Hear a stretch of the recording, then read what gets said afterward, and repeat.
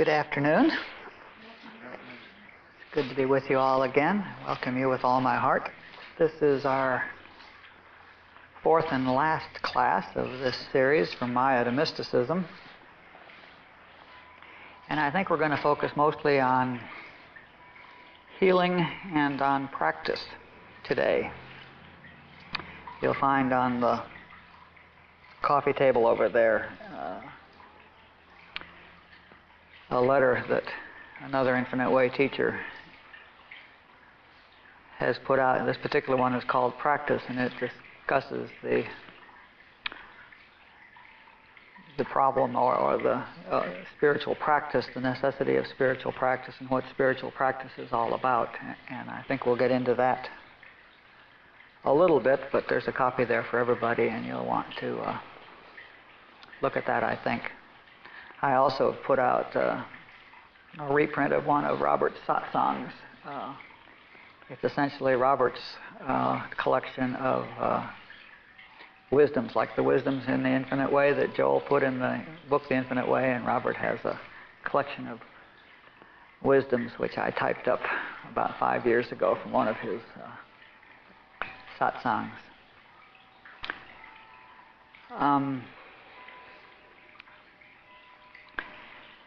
The first principle of healing is that there's nothing to heal. All there is God, and God is the nature and the essence and the substance of all form, and God is perfect, and God is eternal, and God is harmonious, and so the reality is that there is, of course, nothing to heal. The apparent disharmony or discord, disease, lack, any sort of problem at all, Joel includes sin, which means mistakes or misconceptions. Any disharmonies are all part of the Maya. They're all part of the illusion. They have no reality. And it's important to start there because the most difficult thing for me about developing the healing consciousness is the initial reaction, which is to want to help. And the minute somebody presents you with a problem and you want to help, you're behind the eight ball. You're already in a lot of trouble. You've got a lot of work to do now. You have bought the lie. You're in Maya with the client. And as Joel says, you may have several months of work to do. The initial reaction is the most important thing, and yet our habit in humanhood is so much to want to be of help, or let me help you, or let me do something about that, or and it's all an ego thing and an I thing and a acceptance of the problem as a reality, and that's all Maya. The healer is in Maya, and the client is in Maya, and the problem is in Maya, and it's all Maya. Joel says that, first of all, that there's essentially no difference in the principle of healing and the principle of supply. All there is God. God is your nature. As I said a few minutes ago, God is perfection. God is omnipresent. God is omnipotent. God is eternal. God is unchanging.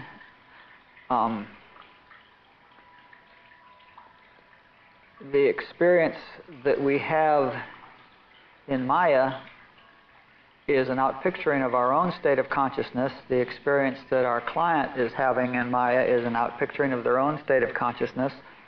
Often it's just the acceptance of the universal belief in, universal human belief in discord. Humanity believes that it's going to get sick, it's going to die, flu's going to come this fall, I'm going to grow old, I'm going to get wrinkled, I'm going to die. Prostate cancer is inevitable, or breast cancer is inevitable, or et cetera, et cetera. the human consciousness is constantly radiating these lies, these human opinions, these human beliefs about what it calls reality. And as these get accepted by us, and they're broadcast subliminally, we don't hear them, we don't see them, we aren't aware that we're getting them, but as we accept these into our consciousness, we manifest them. So the apparent claim, the problem, is usually just the acceptance of humanity's belief in the omnipresence of these discords. And the healing process in these cases requires one elevated consciousness which knows the truth. And in knowing the truth, the lie is dissolved, is vanquished. The hypnotism is broken. All you need to get out of the hypnotism of some belief is to be woken up. Joel often talks about, I like the word hypnotism, that's an example that we can see that makes sense to us. Joel talks about hypnotizing a person and to believe that there's a white poodle. And if a good hypnotist on a stage, let's say, hypnotizes the person to believe in a white poodle, and then the person looks around and there's the white poodle, and this white poodle is following the dog everywhere he's going, and it's yapping at him, and he's very upset about it, and he wants you to get rid of his white poodle. And the answer is not to remove the white poodle. The answer is to wake the hypnotized subject up. The process of healing is not a process of healing at all. It is a process of waking the client up to see the truth. It is the process of elevating the consciousness of the client to where they realize the truth.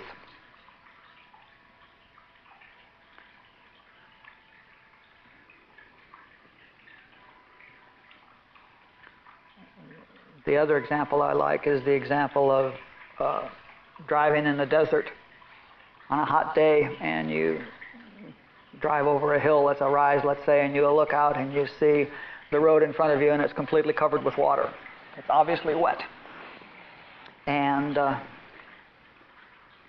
if you believed that it was water, you would park your car and probably call AAA and ask them to send a boat or something, or get somebody out there to drain the water or do something like that. You would, it would impede your trip, and you would, maybe go home and say, well, we'll come back someday when the desert's not wet. But knowing the truth, you keep on going, and as you approach the wet stretch of the water, of the road, the wet part keeps moving away and keeps moving away, and eventually you're across the desert and you never got to the wet part. It keeps moving away. It was just a lie, just a mirage. What the water on the road is your mind, your intellect's best shot at interpreting the reality it's experiencing. And this is what happens for us in our real construction of Maya out of reality. We'll stick with the road first, and then we'll go back. What's happening is the road is very hot, and the light waves that are beaming down at the road, are being diffracted, are being bent by the heat, and they come up to see your eyes. So what you're doing is you're looking at the light rays from the sky, which is being bent by the heat on the road and hitting your eyes. So what you're seeing is the sky. And your mind says, if I'm seeing sky, it must be reflected off water. So your mind says, there's water there. And you believe it because that's what your mind says. That's what your intellect says. That's your explanation for seeing sky when you're looking at road. Your intellect doesn't understand physics enough to automatically incorporate this. Now, actually, in fact is, when we go down and look at the road, we say, well, it's just a mirage, which is a step towards it. We don't need to understand the principle. You know it's a lie, and so you keep going. The other thing that you should notice about that is that the road didn't get wet. It's not that the road got wet and you go ahead and as you approach it, while you're just going over, damp tarmac or something like that. The hypnosis was in your mind only. The road was always tarmac. It was always dry. It was always just hot asphalt. The lie was entirely between your ears, behind your eyes. Now, the Maya is the same thing. There is a reality, and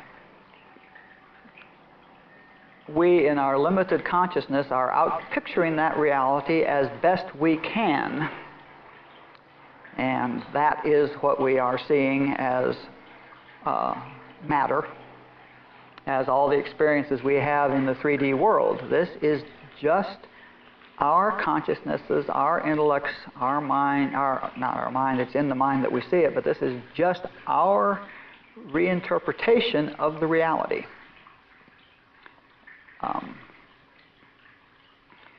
And what we see is limited by our own level of understanding. So we're capable of seeing young and old and sick and well and all of these various characteristics that we see on these material creatures that we are creating as our interpretation, as our picturing of the spiritual being. But whatever we see in no way affects the reality of the spiritual being that we are seeing our concept of. Think of a spiritual being, the reality of your client. Then your client appears to be a material being. This is the concept, given the limited consciousness, of the spiritual being.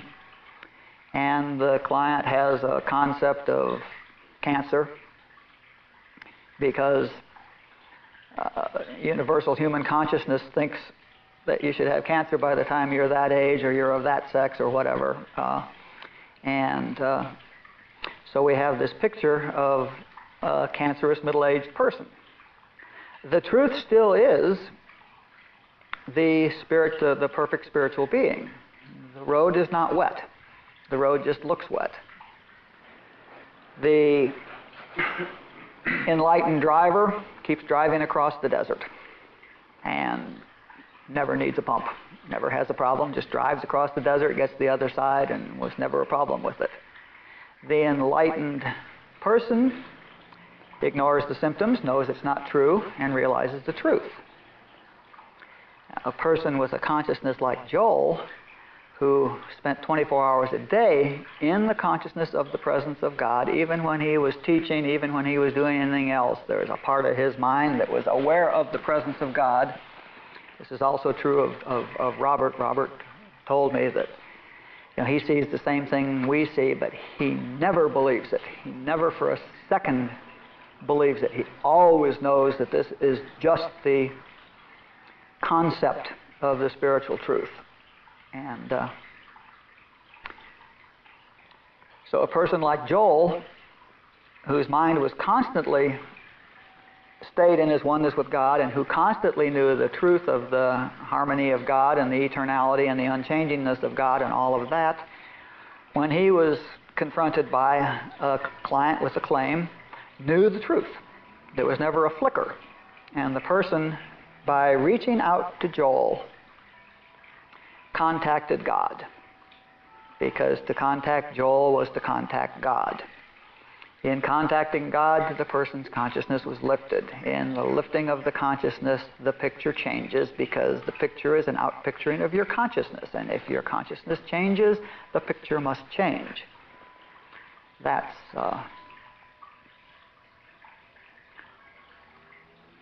the fundamental process. Joel had lots of healings that happened without him ever being aware of the claim. On one of his tapes, he tells of a lady somewhere in Canada, let's say, who sent a telegram to him in Los Angeles asking him for help. And Joel was in Hawaii.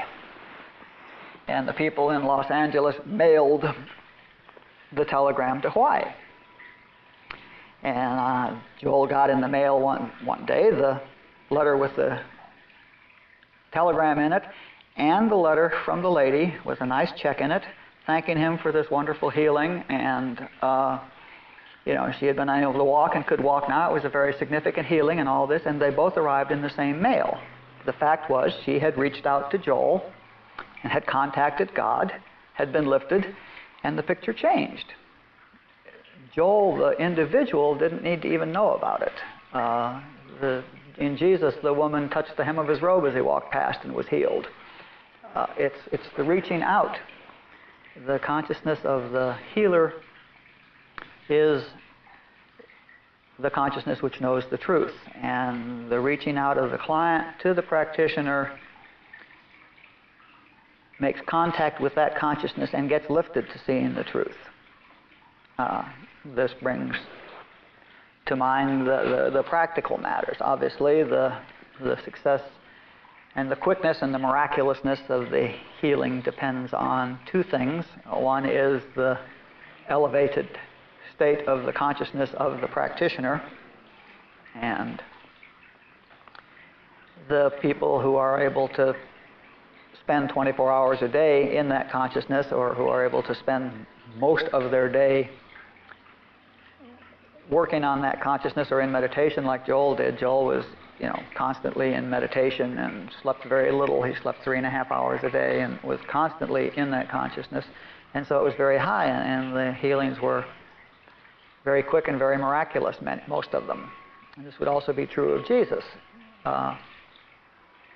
When you went to the disciples, you usually got healings, but they weren't as quick and maybe not as complete and maybe not as miraculous, because the consciousness of the disciples was not as high. The other thing that needs to be there, not only is the height of the practitioner's consciousness.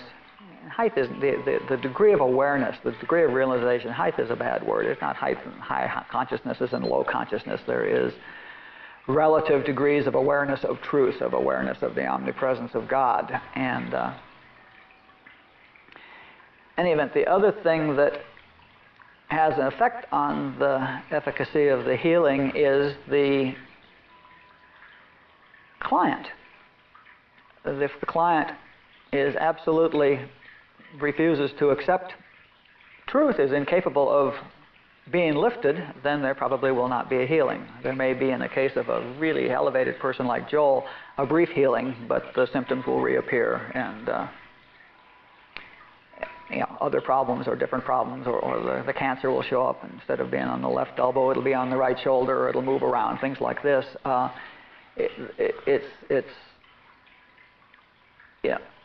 The healing is not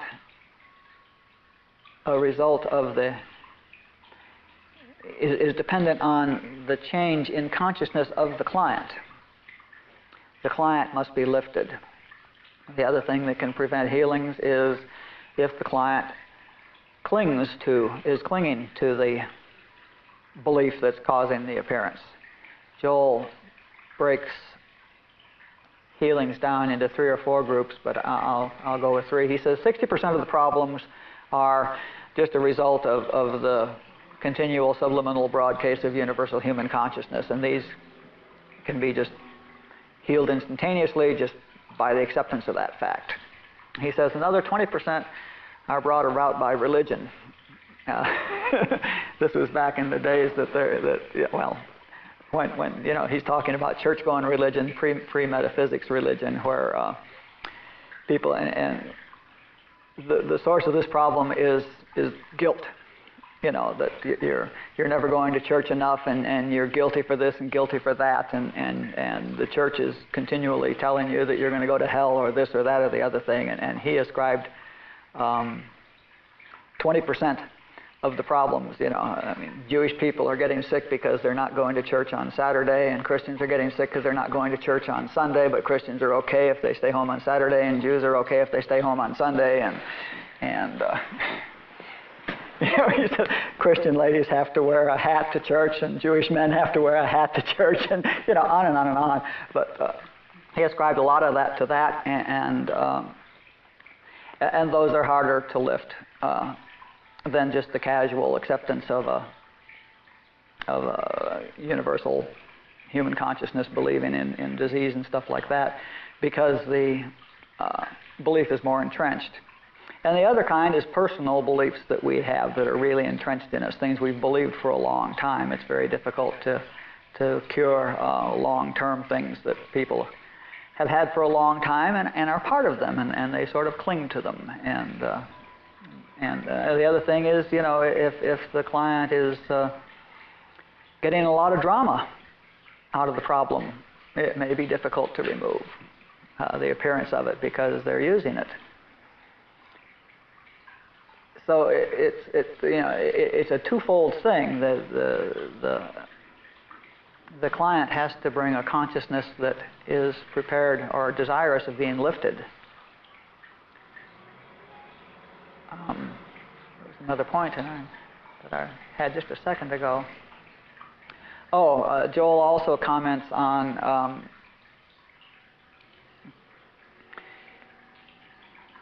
another problem with healing is people who use spiritual healing as an insurance policy to their medical healing.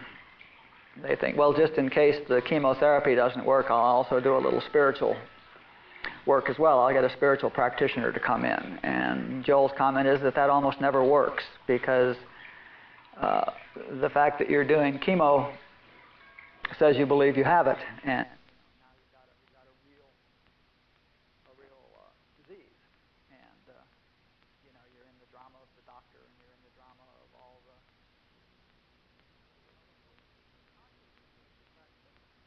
you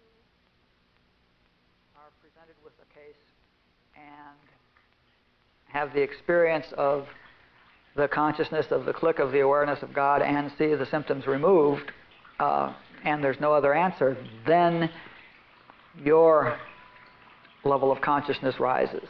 So healing is for the sake of the practitioner, in that this is a demonstration that the principles work and an elevation of the practitioner's consciousness. It is also a demonstration for the client, in that the client sees, first of all, their consciousness does get elevated, but second of all, the client sees the truth of the principles. It was a carrot. As Jesus used it, it's also a carrot. Lots of people came to Joel for the healings and stayed to become students and become Infinite Way students, and eventually some of them teachers. Joel was dealing with 135 cases a day for much of his career. And he was world famous as a healer, especially within the Christian Science and the Unity and the New Thought circles. And it was a carrot. In fact, people from Christian Science and New Thought and Unity, those practitioners from those schools were coming to Joel to learn, in order to hope to achieve the success rate that Joel was having. And Joel was always having a success rate of I think like 85% is the number I've heard somewhere. So, and Joel was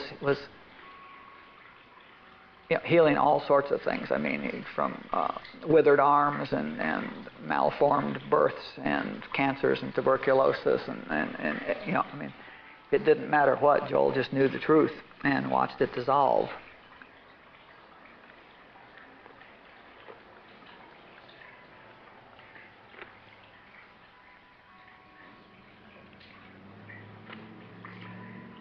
Let's be quiet for a minute or two and see if there's anything else that needs to be said about this.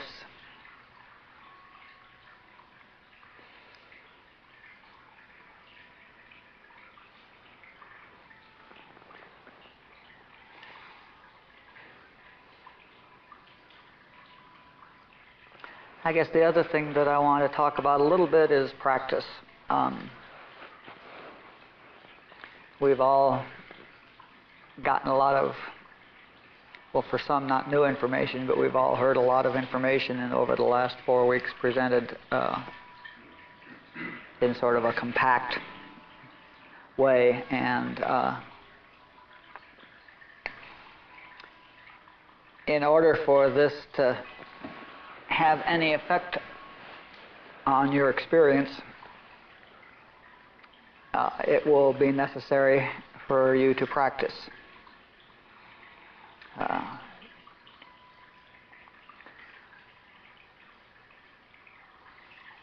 Practice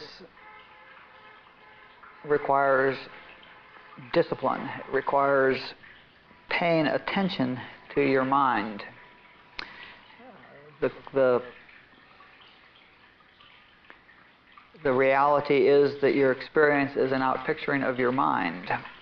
And if you want to be lifted out of the Maya into the mystical consciousness, and all mysticism means, by the way, is the realization of your own oneness with God, to get out of the Maya and into the mysticism, into the mystical experience, we have to stop being attached to the hypnosis, to the Maya. I mean, if that guy liked that white poodle, was having a good time with that white poodle, he would never go to anybody to get woken up. It's only when that white poodle starts biting his ankles and making messes and stuff like that that the guy suddenly needs a little bit of help and starts going to find somebody who can wake him up. As long as you're getting something out of Maya, you're in Maya. And slowly we have to wean ourselves away from the Maya. And this has to be done on two levels. Initially, it's nice to work on the bad Maya. It's nice to deal with sickness and know the truth at sickness, to realize the truth, and this is a good thing to do, to know the truth when you see sickness or disease or disharmony of any form.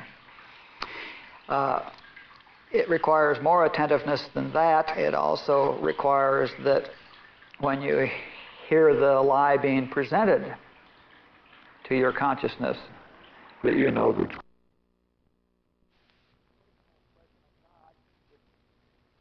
Consciousness rather than human consciousness. We're all radiating whatever we're believing. And if I'm one with God, then I'm radiating God consciousness. If you think of Joel and want a healing, you get healed, because Joel is always broadcasting God in the 3D picture. So that's what that means. And that's the point. The point is to get rid of Lee. You know, Lee is the problem. Lee is the lead. The only limitation in my life in any area is Lee. And when I'm not there, then truth can come into the world. Truth can be expressed. Can you talk about some tools to use to stay awake?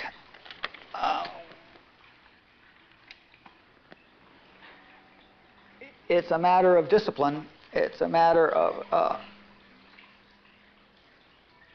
using whatever devices you need to use to remind yourself to go back to your center and know who you are. And we've talked about them before, but the ones that come to mind are whenever the phone rings, know who you are before you.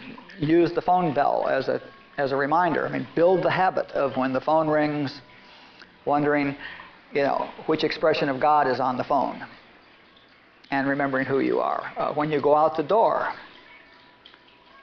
know that you are an expression of God going out, and that you are leaving God behind to take care of where you were. Use physical things, or get a watch that beeps every hour, and use the hourly beep to remind you. When you walk from one room to another, pause in doorways and remember who you are. Pick one of these and practice it till it's a habit, and then add another one, and then add another one. These are what Jay calls stupid God tricks, and just come up with any stupid God trick you can, anything that reminds you to get back just for a second. If you're teaching, maybe just before the class starts, or between classes, or whenever you get in your car, or my favorite practice is walking. I like to go walk, and when I'm walking by myself, I spend the whole time making an effort to have a clear mind and just walk with a silent mind, knowing who I am. And it's really fun doing that, because people start waving.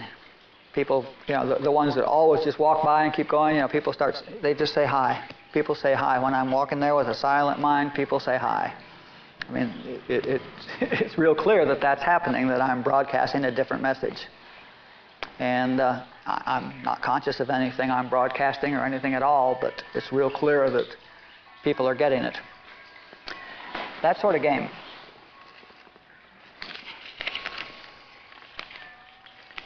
If you ask a healer for help and you have more than one ailment, will they lift you out of all hypnosis?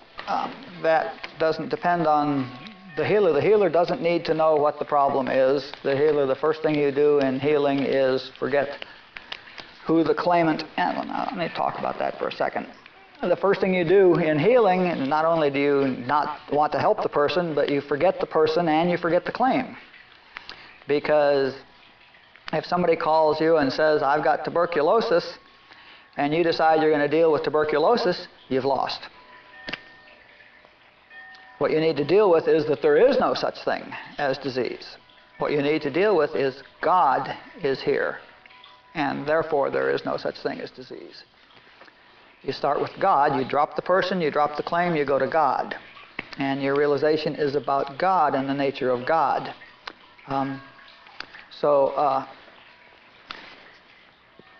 If you have one or multiple problems and you call a practitioner, the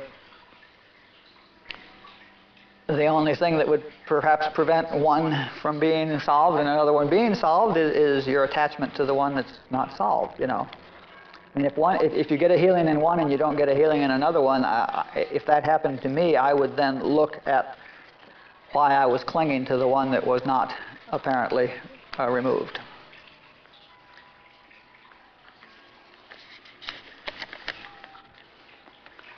What is born asleep? Individual God consciousness? How can it be asleep to itself? It's all words again. I mean, that's the great question, of course. Born asleep means exactly what all of us are, to one extent or another, experiencing right now. We are asleep to our oneness with God. That's what born asleep means to me. And it's the Maya, it's the belief, it's the lie. The fact is that we are right now a fully realized spiritual beings who are one with God. That this is truth right now. And so, what was that phrasing? How can it be asleep to itself? You are not asleep to yourself. The dream of you, the concept you have of yourself, is asleep to itself. But,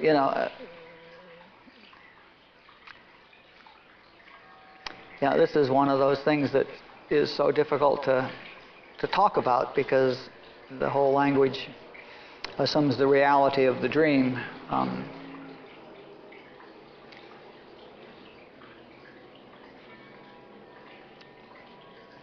Well, that's the appearance of the whole thing. The appearance of the whole thing is that there is that consciousness is born asleep, and slowly matures, and the consciousness expands and becomes more and more aware of its truth, and it goes through the whole prodigal son thing, going out and finally realizing that it's sleeping with the pigs and coming back and being met by the Father and becoming self-realized. And that's all the Leelaa. That's the game. That's